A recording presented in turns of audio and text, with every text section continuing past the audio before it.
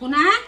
এটা কথাকে তোক কিমান বাৰ ক'ব লাগিব কি কথা গা ধুই পেলাই যে কাপোৰ খোপা থৈ আহিলি কোনে ধুব আৰে মোৰ কিবা ইম্পৰ্টেণ্ট কাম আছে সেই কাৰণেহে ওপৰতে তোৰ কাপোৰখিনি মেলি থৈ আহিব পাৰ তই ঠিক চালা কি মৰিব ঘৰলৈ আহিছিলো মই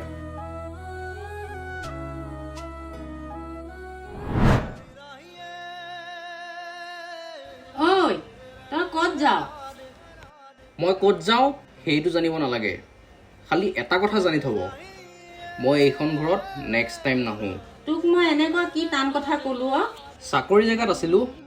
নিজে বনাই কৰি খাইছিলোঁ কিন্তু এনেকৈ কাৰো কথা শুনিব লগা হোৱা নাছিল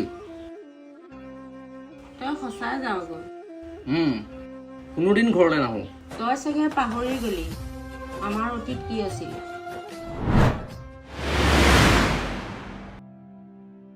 তোৰ পঢ়া নামতে সোণৰ গহনাখিনিও বিকি গ'ল সেইবোৰ কষ্ট যাতে অথলে নাযায় আৰু আপুনি চিন্তা নকৰিব মা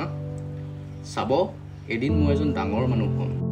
আৰু আপোনাক পৃথিৱীৰ সকলো মাকতকৈ সুখী কৰি ৰাখিম আচলতে মোৰে ভুল হ'ল